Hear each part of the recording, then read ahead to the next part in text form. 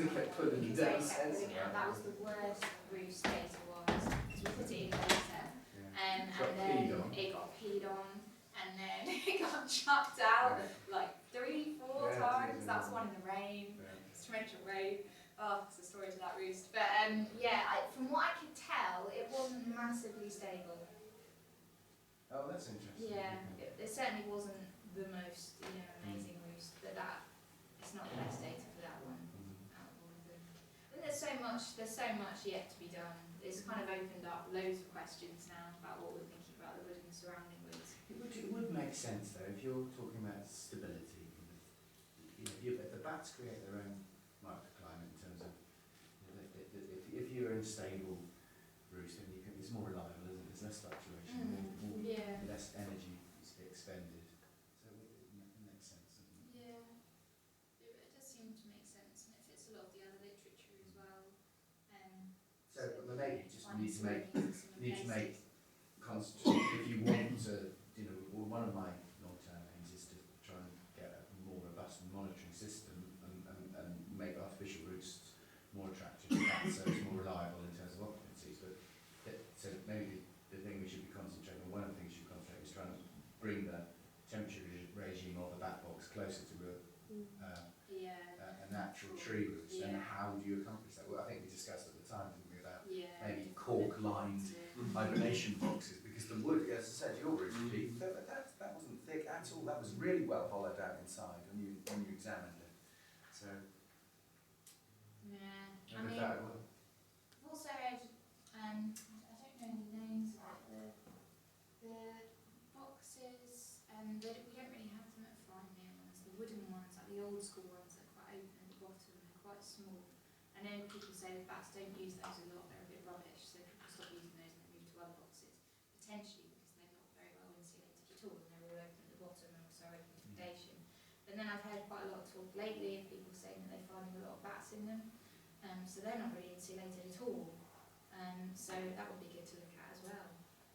They use they have been used very well as naturalist maternity roosts in Fife. Especially with naturalists, and those were just the old original, quite squarish with a sort of flat, I don't know. 1 inch thick wood, not particularly insulated. But the is it Apex style boxes with thicker wooden walls? Those also seem to be quite vogue in some places. Maybe interesting. Yes. No, as I said, some places. I don't think it's different everywhere. But then maybe it's a cultural thing. Do you have logger data for what? I don't think we did. We didn't do data We loggers did. for I that. can't remember. For the apex list, did we? We did. do you remember when we did the 5 around the tree? We had like 65 boxes in like a dahlia. Yeah, we did. I can't remember, if I'm honest. That's really bad. We do have data on the but I can't remember. It was a while ago. in terms of what we found with the previous studies, it's just what's available. They will take the best of what. Well, I'm generalising, but they're more likely to take the best available resource they can get. So if it's just not a very good resource, they'll use it. But if there's a better one, they'll go to the better one, which presumably is why the Becksteins go to that really fabulous old oak tree on the side. That's another thing as well. They are bigger, aggressive bats. When you see them in it's artificial environment, but when you see them in a mist, they're aggressive bats compared to the other ones. So maybe they just monopolise the best resources. They're the reasons why they take the trees whenever they want to, because they're the daddies of the wood, or mummies of the wood. Potentially like the brown monnies don't really go looking. A bit too gentle and soft. Well, you don't know what goes on. Maybe they're really hardcore when it comes to it. Are you going to do some more studies on this? Well, this was for my dissertation, so unless somebody gives me an amazing job. But I mean, we might be able to do some stuff as a back group, or maybe there'll be a new dissertation student. I would like for the research to continue. I know you would like for the research to continue. It'd be great to get more of an idea. So these have been continuations, haven't they? Yeah, and that's every study that's been done in the wood is built on the previous one. They're trying to answer some of the questions of the previous one, so it would be nice. Maybe we could try and say, adapt. because you had a lot of problems with bat urine on your sensors. Yeah. You had problems with birds on the outside, but you were using plastic bags and bubble wrap. And did you try heat sealing the sensor in plastic, for example? I don't think that would work in the sense that we need to download the data from it and Ah, fit but in there. the actual you could actually do that in the field. Potentially, if you had a. It's very, very simple and very, very cheap to do in the field. And if you use the mylar film bag with an oxygen barrier in it, it will not. It will work. You could literally that's do a it in really the good field. idea. Could things scratch it? Could it? No, it's food grade packaging, and it is incredibly tough. I've used it industrially, and I've recently used it in the kitchen to pack actually dried hops, and I've modified a very cheap bag sealing machine to actually do it, and I've actually done it out of the back of my van, so you can do it in the field, and it is incredibly cheap. You would get 100% waterproof seal on it. This is what you find though, isn't it? You don't see Anyway, the problems I'll throw that until in for you've next time. encountered them. When you do it again, come and talk to me. We hadn't had any. We didn't We know didn't that was know going to happen. that urine This was- is- yeah, I can't it tell hadn't you happened the with disappointment. boxes, The so we disappointment, didn't know. was it? You Oh, remember it was so when you sad. come- even Oh. your roost keeper, this is the best one. I said to Debbie as we were approaching, I've got a really good feeling about it. I think it's good, because it was about the time of year that you found the bats, and now we've got a really good feeling about this. And there we went to the roost, and there were bats in the roost, and we pulled out the thing, and then Debbie's trying to download this damn thing, and it wouldn't work. And then we thought, oh, it's just that one. It was just a complete that sensor failed. But then for the next 3 or 4 ones But it we went to, happened it was quite all late in the that urine. studies. It happened quite late on, didn't it? Yeah. So we didn't have much of a chance to rectify it. And yeah, it's just one of those things. It's the nature of when you do research, you find these things out. But that's a great idea, like Yeah. further if we were going to do further research to try and test that out. Yeah, I mean the eye buttons, they are supposed to be really quite robust. I mean I've talked to people who've said, You don't come with a swimming in lakes and whatever. So they're meant to be sealed. They're meant to be enclosed. But obviously, Apple is just so. We have to write to iButton and tell them that they need to put a little disclaimer on. Do not use in the presence of bag urine. So it's one of those things. But that's a really good idea. Thank you for bringing that to our attention. I have to try it out, won't we? The plastic bags that you had at the front with the sensors in, do you think that actually put the bats off sometimes going in there? Or encourage the birds to go and play with it? I didn't see any evidence of it. It didn't, I mean, it's possible. And I would have preferred it if if we could have had a more natural way of putting them up. But it seemed the best idea, and it was actually that summer there was some really high winds, so it was actually quite good having them in those. I didn't see any evidence that it interfered in any way. All I can say really. If before the next study we want to test out the sealing theory, when we seriously want to stick it in our shed, our bats will feel worth it. What an offer! Good to know. Thank you. That's a good idea, actually. We can do Yeah, that. test it We out, can do that. And we thought of doing this presentation or a similar presentation in the Plastic bag. We you get talked through about that. last year. Story. No, I mean, do you think we'll be receptive to it?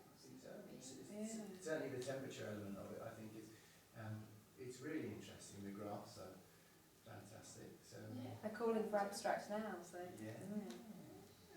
Oh, Certainly the temperature element of it, I think, is really worth exploring. Yeah, I mean, the other known tree roosts, I'm really not convinced that has anything to do with anything. Although, like I say, I'm very open to ideas if people have any.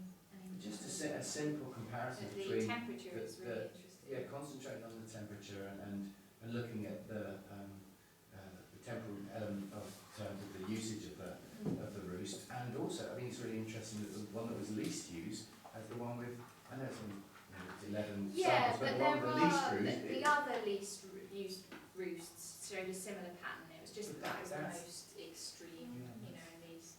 That's really, and again, drawing out maybe what Hannah was saying about the bats outside, sorry, the roosts used outside the wood, you know. Yeah. Is it because is it the fact that they're outside the wood that's important, or is it the fact that they're just tree itself. massive old trees that have got, you know, real stable temperatures? If you are going to give the talk again, you spend a lot of time wondering about the distance to other roosts and Yes. and it would be interesting just to see on a map which are the most used Yeah, of the I did 12. think about putting that and up, but I what- wasn't sure if I was able to disclose where all the roosts yeah, were. That was the maybe. reason that I didn't show on that, but I wasn't sure. But I wouldn't have thought that we haven't Yeah. bothered that as much. Even if it was just dots without the background, so it didn't mean anything. Except yeah, like the Okay, distance yeah. to water, you know, the comparison, the Yeah. distance to other roosts, exactly what you're talking about to get any idea of, well, it's those two and it could mean anything, or it's Yeah, those three or sure. four, you know, how they relate to which ones were really I well can used. show and which you ones one weren't. now, actually, if I'm allowed to show. Okay. Yeah, I did. I considered it, but I wasn't sure about the confidentiality of the information. I think I've got those maps on a presentation. I've already done it. I was thinking, I don't think She's it's already blown that. Alright. No worries then. See if I can actually.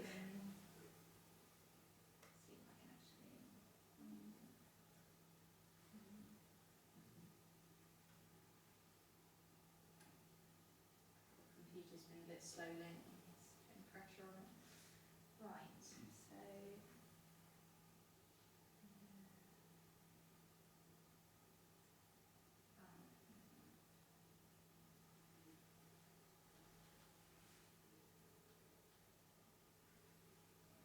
Okay, so the main water bodies that we were talking about that are quite reliable sources of water, this massive one here and this one up here, that are the most reliable.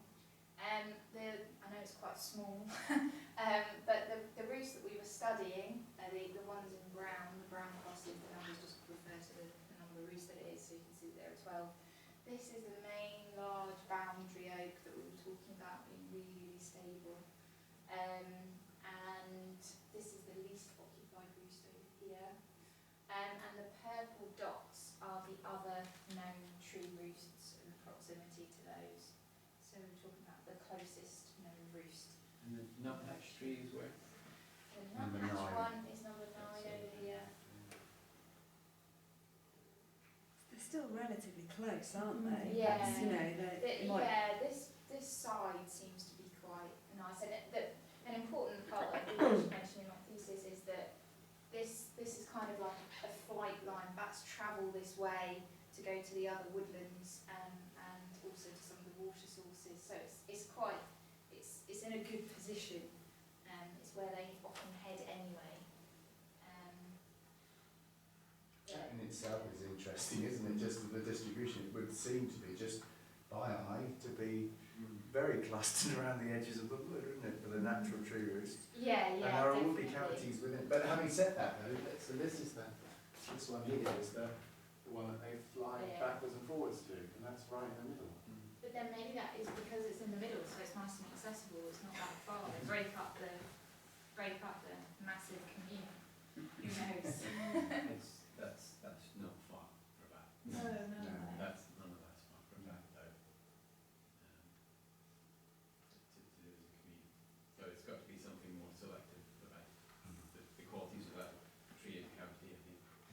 I agree. I don't think that the water is necessary because it's actually really close, and that's really well provisioned in terms of the water around. Yeah, I I don't- don't think. I think that's maybe an anomaly of the I think it's Yeah. statistics. Yeah, exactly. I think it's, that's why I was quite upfront about that. I don't think that was necessarily the most important finding.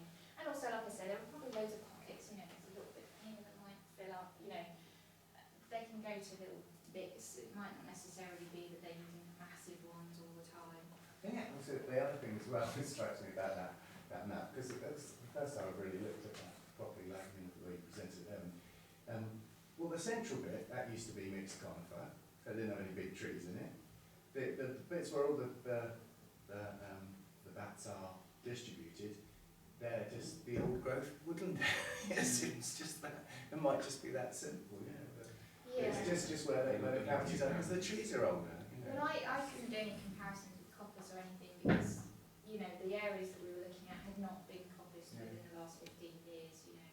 It wasn't really comparative between them. So that mirrors the back box findings in as much as where we find that we've got a whole series of boxes down here, but they're not really used at all. It's the boxes up here, Yeah. which are close to the natural tree roots that are used. We've said that it's because they're shaded and more stable, and that would seem to be consistent with what you're finding in terms of the stability of the tree roots. But then they're not, the boxes aren't that stable at all. Although we might think they're stable, they're not really stable in comparison to the tree roots. So. They're mostly shaded though. Yes, they are, yes, you're right. They're in the shade, so at least they've got that. Yeah. They're not overheating. Because one thing that I was thinking as well is one of the roofs did reach above 30 degrees that summer. And if you think that you've got bats that have the potential, say, I suspect in that graph that I showed you, it would have been maternity colony, a large group of bats, to raise the temperature inside the roost by 12 degrees, then, you know, you've got to think about that in terms of time of year of which roost they're going to be using, because they're not going to want to overheat. Sure, they want to be warm, but they don't want it to be a sauna, to be losing loads and loads of water. And so that's a factor as well, particularly if you've got exposed boxes in the sunlight, depending on the weather. But yeah, good point about the map. Glad I could show it. Can I ask what data we have between generations? How many generations apart we actually have data and areas? What do you mean?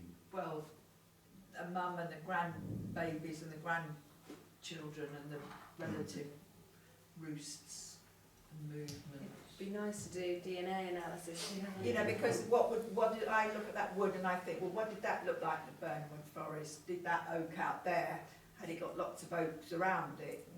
Were they great-grandparents, were they there then, you know? We've been going, what, 10 years? Yeah, that's it, how but I long mean, we've got it's- ringing data for, so. But yeah, finding wood as an entity has been more or less that shape for a lot longer than that, I presume, like many decades Yeah. before, since there was any other significant woodland nearby. Those trees are many hundreds of years old as well, the boundary ones, for example. The interesting one is the one at the top there, the highest one. You can see that's an old that's an old laid ash tree, so it must have been in the hedge at some point. So it's just developed from a big old laid ash tree. That's interesting. That there's a comment that if you remove the flight lines, I know this is HST stuff, but if you remove the flight lines, then the bats won't use it. But that pretty much shows you that if you do remove the flight lines, like a hedge, that they're still using the tree because it's important to them.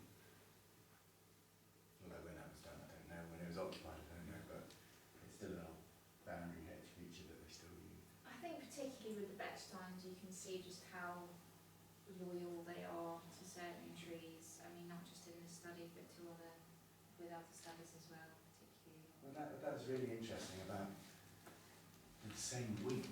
They're in the same tree. That's really interesting. Yeah, you can see it from the radiochromic data. It's really valuable data that you've got for the, all those years. It's really useful. It's really great to have that. If you just block up the tree roosts and put a great big hibernation box over the front Think how cold they Right, so I think we've run out of time. And I'd like to say thank you ever so much, Debbie. That was absolutely fascinating. I think if you can knock that in, if you fiddle around with that and give it a go and see if you can get better exposure, because it's really interesting stuff.